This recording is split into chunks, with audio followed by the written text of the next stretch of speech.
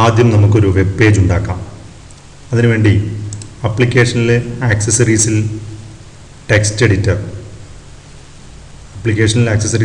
Editor തുറക്കുന്നു. ഒരു HTMLൻ്റെ ഏറ്റവും ചെറിയ രൂപം HTML/HTML.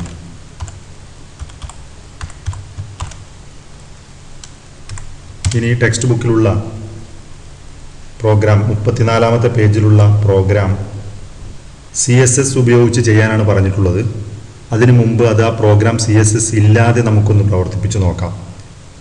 അതിൽ സിംഗിൾ ഐറ്റം കലോത്സവവുമായി ബന്ധപ്പെട്ടതാണ്.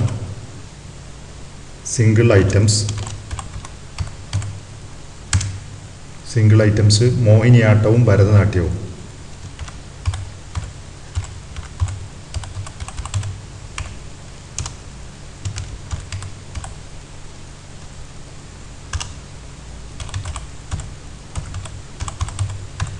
അതുപോലെ ഗ്രൂപ്പ്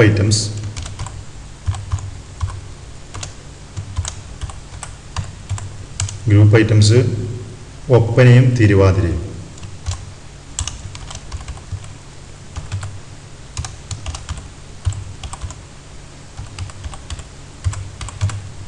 ഇത്രയും ചെയ്തു കഴിഞ്ഞാൽ ഇത് സേവ് ചെയ്യണം.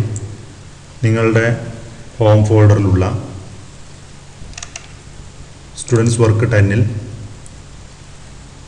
ഒരു ഒന്നാമത്തെ ഫയൽ എന്ന രൂപത്തിൽ 1 അല്ലെങ്കിൽ കലോത്സവം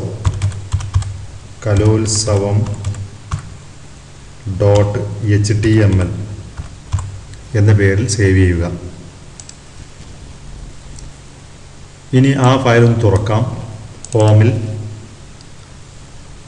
സ്റ്റുഡൻസ് വർക്ക് 10ൽ കലോത്സവം .html ഡബിൾ ക്ലിക്ക് ചെയ്ത് തുറക്കുക.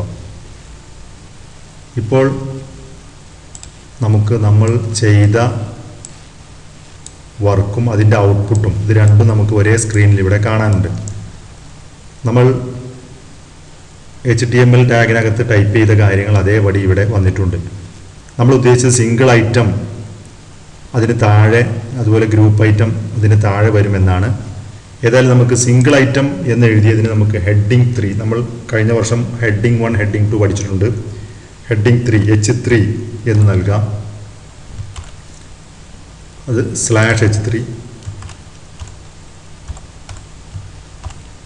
അതുപോലെ ഗ്രൂപ്പ് ഐറ്റത്തിനും ഹെഡിങ് 3 /H3.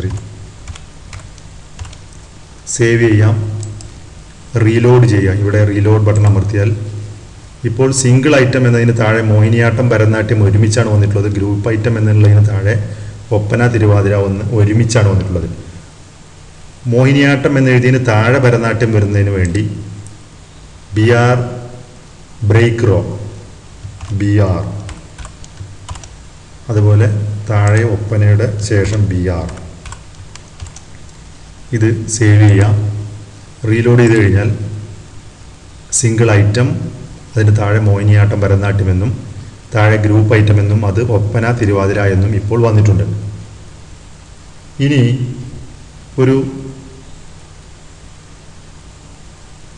ഒരു സ്റ്റൈൽ, ഈ ഫോണ്ട് ഒരു സ്റ്റൈൽ നൽകാൻ വേണ്ടി ഇവിടെ നമുക്ക് ഫോണ്ട് എന്ന ആട്രിബ്യൂട്ട് ഉപയോഗിക്കാം. ഫോണ്ടിൽ ഫേസ് ഏത് ഫാമിലിയിൽ, ഏത് കുടുംബത്തിൽപ്പെട്ടതാണ്? Face equal to liberation sans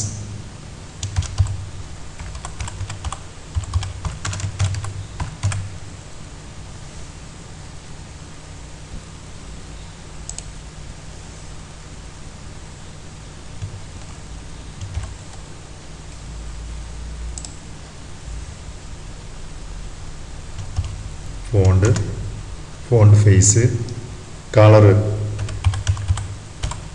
colour equal to blue.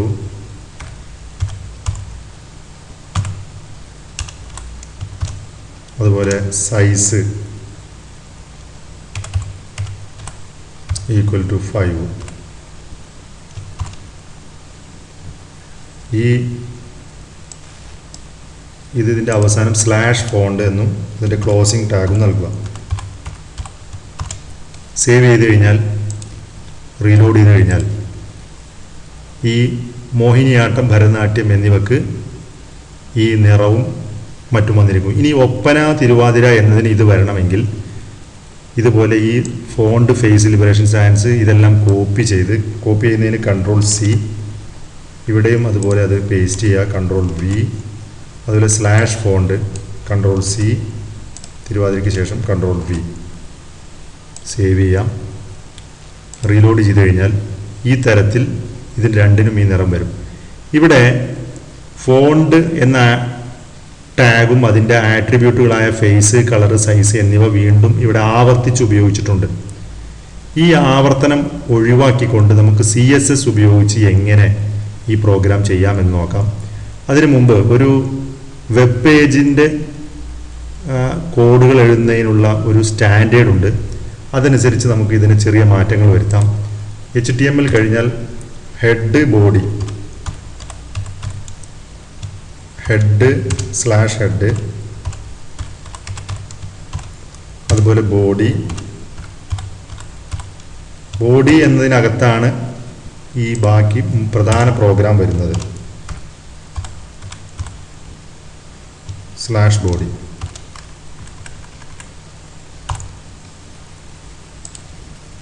പ്രത്യേക മാറ്റങ്ങളൊന്നും നമുക്ക് കാണാൻ കഴിയില്ല.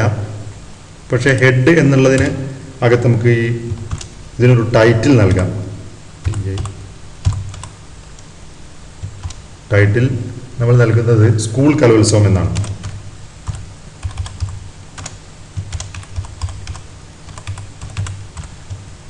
സ്കൂൾ കലോത്സവം എന്ന ടൈറ്റിൽ നൽകി /ടൈറ്റിൽ. സേവ് ചെയ്താൽ സ്കൂൾ കലോത്സവം എന്ന് വരുന്നത് എവിടെയാണെന്ന് ശ്രദ്ധിക്കുക. റീലോഡ് ചെയ്യുന്ന സമയത്ത് ഇവിടെ ഇതിൻ്റെ ടൈറ്റിൽ ബാറിൽ സ്കൂൾ കലോത്സവം എന്ന് വരുന്നത് നമുക്ക് കാണാൻ കഴിയും. ഇനി ഈ പ്രോഗ്രാമിൽ എങ്ങനെയാണ് CSS അപ്ലൈ ചെയ്യുന്നത് എന്ന് നമുക്ക് നോക്കാം.